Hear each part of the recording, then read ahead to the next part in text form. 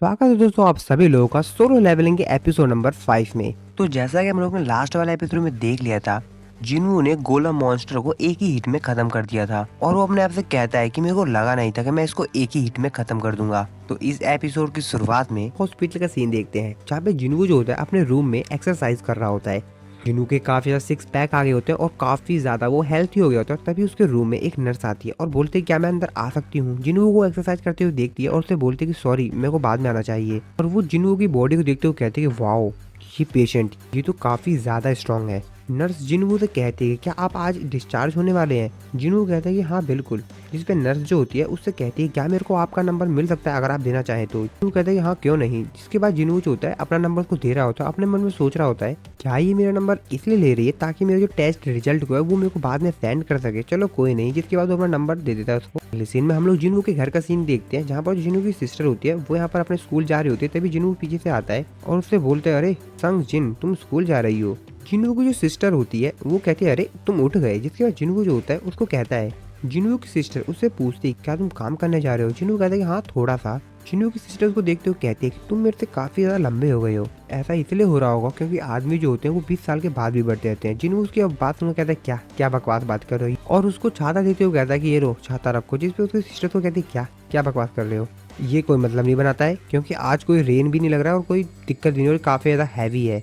जिन्हों अपने सिस्टर से कहता है ये एक फोल्डिंग अम्ब्रेला है और ये हैवी नहीं है। जिसके बाद वो ऐसा कहने के बाद उसके बैग में वो अम्ब्रेला रख देता है। जिन्हों वो अपनी विंडो स्टेटस को देखता है, जिन्हों वो अपने स्टैट्स को चेक करता है जहाँ पर जो उसका आज का गोल होता है वो पूरा सब कुछ कंप्लीट हो गया होता है, सिर्फ रनिंग नहीं हुई होती है। जिन्हों कहता है कि रनिंग में बाद में कर लूंगा और अपने मसल्स को देखते हुए कहता है कि वैसे जो मेरी मसल्स है वो काफ़ी ज़्यादा बढ़ गई है और आज से कुछ सप्ताह और आज से कुछ हफ्ते पहले मैं चाहे जितनी मर्जी एक्सरसाइज कर लूँ कोई भी तरीका नहीं था कि मेरी फिजिकल शरीर को बढ़ाया जा सके। और ऐसा तब से हो रहा है जब से मैंने जो अपनी स्ट्रेंथ स्टैट्स है उसको लगातार बढ़ाना जारी रखा है। जिन्हों यहाँ पर कहता है कि अगर मैं इसी तरीके से अपने स्टैट्स को बढ़ाता रहा तो क्या शायद मेरा शरीर कुछ ऐसा हो जाएगा। नहीं, मेरे को अपना शरीर बिल्कुल भी ऐसा नहीं चाहिए। जिसके बाद जिन्हों जो होता है अपनी बाकी सभी जो स्टैट्स होता है उसको चेक करता है और यहाँ पर कहता है कि मेरे को इन सभी को बैलेंस रखना होगा ताकि कोई भी दिक्कत ना हो। जिन्हों जब ये सब कुछ देख ही रहा होता है तभी उसके फ़ोन की रिंग बजती है। वो फ़ोन को उठाता है जहाँ पर उनको लगता है कि शायद ये गिल्ड की तरफ से आया होगा। जिन्हों फ़ोन को पिकअप करते हुए कहता है मैं हंटर जिन्नू बोल रहा हूँ, बोलिए क्या काम है। तभी उस तरफ से आवाज़ आती है कि तुमने पिछली बार मेरा फ़ोन क्यों नहीं उठाया था। जिन्हों कहता है क्या मिस्टर लैंडलॉर्ड। जिन्हों उसको बताता है कि मेरा एक्सीडेंट हो गया था जिस वजह से मैं काफ़ी समय से हॉस्पिटल में था। उसका लैंडलॉर्ड उससे कहता है कि हाँ हाँ इसमें कोई भी आश्चर्य वाली बात नहीं है, तुम हरदम घायल होके आते हो, तुमको मंथली रेंट देना है। तो मैंने तुमको फ़ोन इसलिए किया है कि क्या तुम मंथ का जो रेंट है वो अभी पे करोगे या मैं उसको ड्यू में डाल दूँ, तुम उसको बाद में दोगे। जिन्हों कहते हैं कि अरे नहीं, मैं यहाँ पर आपको जो पैसे हैं वो जल्द से जल्द ट्रांसफ़र कर दूंगा। और ऐसा कहने के बाद जिन्हों जो होता है उसके फ़ोन को कट करता है। जिन्हों अपने मन में सोचते तो कहता है कि डबल अवेकिंग। जिन्हों कहता है कि अगर मैं एक डबल अवेकिंग पर्सन हूँ तो मैं पैसे बहुत तेज़ी से बना सकता हूँ और अगर मैं इसी तरीके से ग्रो करता रहा जिस तरीके से मैं अभी डबल अवेकिंग के बाद ग्रो कर रहा हूँ तो मैं बहुत ही ज़्यादा जल्द एक टॉप रैंक का हंटर बन जाऊँगा। हंटर्स जो होते हैं वो मॉन्स्टर्स को किल करते हैं और फिर पैसे बनाते हैं। जितना ज़्यादा हाई एक्सपीरियंस उतना ज़्यादा हाई रैंक और उतने ही ज़्यादा कीमती होंगे क्रिस्टल्स जो कि ड्रॉप करेंगे मॉन्स्टर्स। हाई रैंक के हंटर्स काफ़ी ज़्यादा कम है इसलिए वहाँ पर कंपटीशन भी काफ़ी ज़्यादा कम है, जैसे कि ई रैंक और डी रैंक के हंटर्स। लो रैंक के जो हंटर्स होते हैं वो भी काफ़ी ज़्यादा होते हैं लेकिन लो रैंक के हंटर्स को अपने साथ कोई भी ले जाना नहीं चाहता क्योंकि जो ई रैंक के हंटर्स होते हैं उनको गिल्ड के द्वारा एक्सेप्ट नहीं किया जाता है तो उनके लिए एक जॉब ढूंढना काफ़ी ज़्यादा कठिन होता है। और मेरा जो गिल्ड रैंक है वो ई है और मैंने आज तक डी रैंक से ऊपर का किसी भी गेट को एक्सपीरियंस नहीं किया है। जिन्हों सामने टीवी में देखते हुए अपने आप से कहता है क्या मेरे को लोगों को ये बात बता देनी चाहिए कि दुनिया का जो सबसे वीकेस्ट हंटर है वो अब काफ़ी ज़्यादा पावरफुल हो गया है और मैं काफ़ी ज़्यादा हाई रैंक का हंटर हो गया हूँ। लेकिन अगर मैंने अपनी अवेकिंग को बता दिया लोगों को कि मेरी डबल अवेकिंग हुई है तो ये बात बहुत ज़्यादा तेजी से फैलेगी। काफ़ी सारे लोग इस चीज़ पे बात करेंगे लेकिन लोगों का क्या है, लोग तो हरदम से ऐसी बातें करते ही रहते हैं और वैसे भी मेरे को इन सब चीज़ों की आदत हो चुकी है। हालांकि मैं इन सब चीज़ों से काफ़ी ज़्यादा पैसे कमा लूँगा लेकिन उसके बाद मेरे ऊपर काफ़ी ज़्यादा खतरा बढ़ जाएगा क्योंकि काफ़ी सारी बुरी नज़रें मेरे ऊपर पड़ी रहेंगी बारे में बातें बनाना शुरू कर देंगे। ये एक ऐसा हंटर है जो कि एक्सपीरियंस गेन कर सकता है, ये एक ऐसा हंटर है जो कि समय के साथ स्ट्रॉन्गर होते जाता है। ऐसा कैसे पॉसिबल हो सकता है और भी काफ़ी सारे क्वेश्चंस। और मैं इस बात को रिवील नहीं कर सकता हूँ जब तक मैं श्योर ना हो जाऊँ। जिसके बाद वो अपना फोन निकालता है और फोन की तरफ देखते हुए कहता है कि सबसे पहले मेरे को पैसे बनाने होंगे, अगर मैं अटैक फोर्स के साथ एंटर करता हूँ तो ये मेरे लिए काफी ज्यादा बेहतरीन रहेगा। इसके बाद अगले सीन में हम लोग जिनवू को देखते हैं जो कि रेडी हो गया होता है अपने अगले मिशन के लिए। जिनवू एक जगह पे पहुंचा गया होता है जहाँ पर काफी सारे हंटर्स उसका इंतजार कर रहे होते हैं। उनमें तो एक हंटर होता है, वो जिनवू को देखते हुए कहता है कि अरे इस तरफ आओ। जिसके बाद वो जिनवू के पास जाता है। वो हंटर उसको अपना नाम बताता है और बताता है कि मेरा नाम डोंग संग है, तुम्हारा नाम क्या है दोबारा से बताना। जिनवू उसको कहता है कि मेरा नाम संग जिन वू है। हंटर उसको चिढ़ाते हुए कहता है कि अच्छा तो तुम ई रैंक के हो है ना। जिनवू कहता है कि हाँ। जिसके बाद वहाँ पे बाकी सभी जो हंटर्स होते हैं उसका मजाक बढ़ाना शुरू करते हैं, उसके ऊपर हंसना शुरू कर देते हैं ये बात सुनकर कि वो एक ई रैंक का हंटर है। जो एक हंटर होता है वो कहता है कि अरे इसको तो मैं जानता हूँ, ये काफी ज्यादा फेमस इंसान है। इसका निक नेम क्या था? अरे हाँ, इसका निक नेम था वर्ल्ड वीकेस्ट हंटर, यानी दुनिया का सबसे कमजोर हंटर। इस ग्रुप का जो हंटर लीडर होता है वो कहता है कि अरे ठीक है अब सब बंद करो बातें, और जो सबसे इम्पोर्टेंट बात है वो है नंबर्स। हम लोग को अपनी संख्या बढ़ानी है, ना कि हमको रैंक्स देखनी किसी की। जैसा कि मैंने तुमको फोन पे बताया था कि ये तुम्हारे लिए काफी ज्यादा हार्ड फाइट होने वाली है, क्योंकि एक सी रैंक का गेट है। अगर तुम चाहो तो फाइट से दूर भी रह सकते हो, लेकिन इस चीज के लिए मैं तुमको 20 लाख वॉन दूंगा। ये तुम्हारे लिए एक अच्छी डील है, तो क्या तुम इसको एक्सेप्ट करना चाहोगे? जिसपे जो जिनवू होता है उससे कहता है कि हाँ क्यों नहीं, बिल्कुल। और वो उसको एक पेपर देते हुए कहता है कि ठीक है, तो यहाँ पर तुम इस कॉन्ट्रैक्ट पे साइन कर दो। जिनवू अपने मन में सोचता है और उन सभी हंटर्स की तरफ देखते हुए कहता है कि अच्छा तो इन हंटर्स में से 5 सी रैंक के और 4 हंटर्स जो कि डी रैंक से लोअर हैं। जिसके बाद जिनवू हम लोग को बताता है यहाँ पर एक रूल है, अगर आपको सी रैंक गेट के अंदर एंटर करना है तो कम से कम 10 लोग होने चाहिए, और उन 10 में से 5 जो हंटर्स होने चाहिए वो सी रैंक के होने चाहिए। और सिर्फ इस वजह से इन लोगों को नंबर से मतलब है। और जिनवू उस कॉन्ट्रैक्ट को अपने हाथ में लेकर सब कुछ सोच रहा होता है, तभी यहाँ पर एक दूसरा हंटर आ जाता है। अरे मेरे को लगता है कि हम दोनों एक ही जैसे हैं।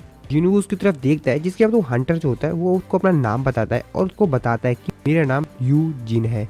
जिनवू उस हंटर की तरफ देखते हुए कहता है कि यार ये इतना अजीब क्यों लग रहा है। जिनवू ग्रुप के लीडर से पूछता है तो मेरे को अब क्या करना होगा? तुमको ज्यादा कुछ नहीं करना है, तुमको हमारे जो बैग है उसको उठाना है और हमको फॉलो करते रहना है बस। और इस बैग के अंदर ज्यादा कुछ नहीं है, सिर्फ हमारे कुछ क्लॉथ है, फूड है और हमारे इक्विपमेंट्स हैं। जिनवू उससे पूछते हैं कि क्या हम लोग बिना हीलर के जाने वाले हैं? जिसके बाद उसको बताता है जैसा कि तुमको पता है कि एक पर्सनल अटैक फोर्स के साथ एक हीलर हंटर को ले जाना कितना ज्यादा कठिन है, हमको ऐसा ही करना पड़ता है। जिनवू उस कॉन्ट्रैक्ट को पढ़ता है जिसमें लिखा हुआ होता है अगर डंजन के अंदर किसी भी प्रकार का कोई भी एक्सीडेंट हो जाता है तो मैं किसी को भी ब्लेम नहीं करूंगा। जिस शर्त को पढ़ने के बाद जिनवू कहता है कि यहाँ पर कोई भी हीलर नहीं है, तो इसको एक्सेप्ट करना थोड़ा सा हार्ड है, चलो कोई नहीं मैं इसको एक्सेप्ट कर लेता हूँ। जिसके बाद जिनवू जो होता है वो भी जो कॉन्ट्रैक्ट होता है उसको एक्सेप्ट कर लेता है। तभी यहाँ पर जो यूजिन होता है वो जिनवू से कहता है कि तुम चिंता मत करो, मैं तुमको प्रोटेक्ट करूंगा। जिसके बाद ये सभी लोग मिलकर सी रैंक का जो गेट होता है उसकी तरफ बढ़ने लग जाते हैं। सभी लोग को बैग उठा लिया होता है। जिनवू अपने मन में सोचते कहता है मेरे स्ट्रेंथ स्टैट्स के कारण ये सब कुछ मेरे को ज्यादा भारी नहीं लग रहा है। यू जिन जो होता है वो बार बार यहाँ पर जिनवू से बातें कर रहा होता है काफी ज्यादा। जिनवू की तरफ देखते हुए कहते हैं भाई कितना ज्यादा बोलता है बंदा। यू जिन उसे कहता है क्या मैं ज्यादा बातें कर रहा हूँ इसलिए तुम परेशान तो नहीं हो रहे हो ना। जिसके बाद फाइनली ये सभी लोग सी रैंक का जो गेट होता है वहाँ पर पहुंच जाते हैं। और जब वो लोग वहाँ पे पहुंचते हैं तो उनमें जो एक हंटर होता है वो डोंग से कहता है तुम पक्का श्योर हो ना कि एक सी रैंक का गेट है, क्योंकि थोड़ा सा बड़ा लग रहा है। डोंग कहता है कि क्या बकवास कर रहे हो, तो तुम कहना क्या चाह रहे हो, हमारा जो गिल्ड है वो बेकार है, यहाँ पर कई बार आया हुआ हूँ, हाँ ये एक सी रैंक का ही गेट है। जिनवू बड़े मन में सोचते तो कहता है ये मेरा फर्स्ट टाइम है एक सी रैंक के गेट में। सभी लोगों को कहता है कि एक एक करके सब मेरे को फॉलो करते जाओ, सबके सब अंदर आ जाओ। ये सभी लोग सी रैंक का जो गेट होता है उसके अंदर आ जाते हैं। यहाँ पर काफी ज्यादा अंधेरा होता है। डोंग यहाँ पर जो एक हंटर होता है जिसका नाम ग्यूवान होता है उससे कहता है कि मेरे को थोड़ी सी लाइट चाहिए, तो क्या तुम थोड़ी सी लाइट जलाओगे? जिस पे वो भी मान जाता है, कहता है कि ठीक है, और अपने मैजिक का इस्तेमाल करके वहाँ पे लाइट जला देता है। जब ये लोग आगे जाते हैं तो उन लोगों को वहाँ पर 2 रास्ते दिखाई देते हैं उस डंजन के अंदर। पर वो लोग आपस में बात कर रहे होते हैं, कहते हैं कि यहाँ पर कोई मॉन्स्टर क्यों नहीं दिखाई दे रहे हैं, ये जो सा अजीब क्यों लग रहा है, यहाँ पर कोई लाइट्स क्यों नहीं है। यू जिन जो होता है वो जिनवू से पूछता है कि क्या कोई ऐसा डंजन भी होता है जहाँ पे कोई मॉन्स्टर्स ना हो। जिनवू को शांत रहने के लिए कहता है और अपने सेंस स्टेट्स का इस्तेमाल करता है। जिनवू अपने मन में सोचते कहता है कि अगर यहाँ पर कोई लाइट नहीं है तो इसका मतलब ये है कि ये जो मॉन्स्टर्स हैं वो डार्कनेस की तरह हैं। नॉर्मली मॉन्स्टर्स के लिए काफी ज्यादा कठिन होता है वो लोग एक डार्क डंजन के अंदर रहें। अगर वो लोग इंटेलिजेंट हैं तो वो लोग ऐसा कर सकते हैं। जिनवू यहाँ पर उन लोगों की आवाज़ सुन लेता है उन मॉन्स्टर्स की, और चिल्लाते हुए कहता है कि सभी लोग कि ये इंसेक्ट टाइप के मॉन्स्टर्स हैं। के बाद हम लोग को यहाँ पर बहुत सारे इंसेक्ट मॉन्स्टर्स को दिखाया जाता है जिन्होंने इन सभी को चारों तरफ से घेर लिया होता है। और इन सभी को देखने के बाद ये सभी जो हंटर्स होते हैं वो तैयार हो जाते हैं इन सभी से फाइट करने के लिए। और ये कोई और नहीं बल्कि आंट मॉन्स्टर्स ही होते हैं। और इन लोगों ने यहाँ पर जितने भी मॉन्स्टर्स होते हैं उन सभी को मार दिया होता है। डोंग जिन्हों कहता है कि तुम्हारी जो सेंस है वो तो काफी ज्यादा शार्प है।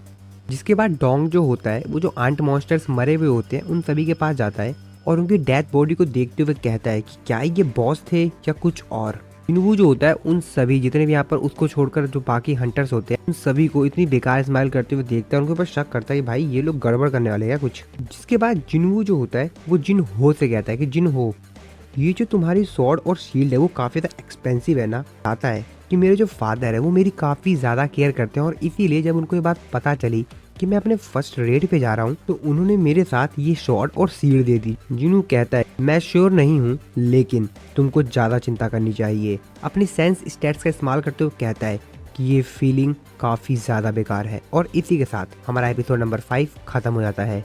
सो दोस्तों वीडियो अच्छी लगी वीडियो को लाइक कर देना, चैनल को अभी तक सब्सक्राइब नहीं किया है तो सब्सक्राइब जरूर से कर देना। मिलता हूँ मैं आपको अपनी नेक्स्ट वीडियो में।